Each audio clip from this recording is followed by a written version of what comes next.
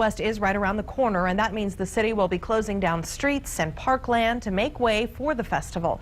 Many of you have reached out to us with concerns about how Austin's city parks are shut down and used for special events. City leaders have heard you too. KXAN's Angie Bevan tells us about a new task force aimed to tackle just that. The damage is significant. Robert Patterson is worried about Zilker Park following the cyclocross championships in January. Event organizer USA Cycling is responsible for making repairs, like aerating the ground, planting grass, and fixing damage. Austin's Parks Department says that work is almost complete, halted a bit by weather.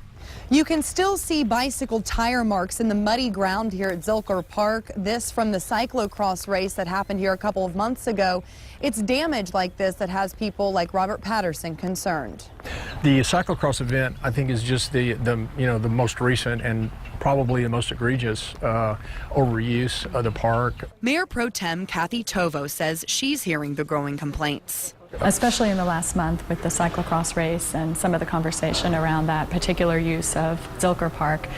We've just been getting a lot of questions and concerns. She proposed a Parkland Events Task Force, which City Council approved, to examine how events are impacting city parkland.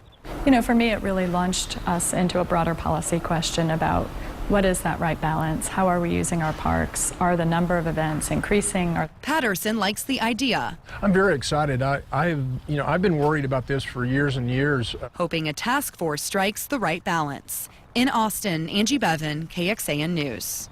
Right now, events at Auditorium Shores are limited. The task force could also consider limits at parks like Zilker and Festival Beach. There will be 17 members on the Parkland Events Task Force. Most of them will be appointed by council members, but some will come from the events sector. A lot of money has already been spent on maintaining the parks. C3 Presents, the company behind festivals like ACL, has donated twice to make improvements.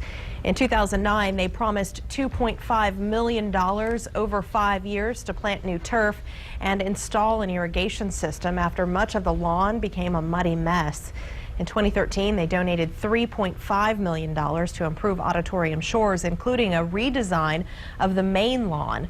That construction will wrap up just in time for South by Southwest's free shows coming up next week. Saw pictures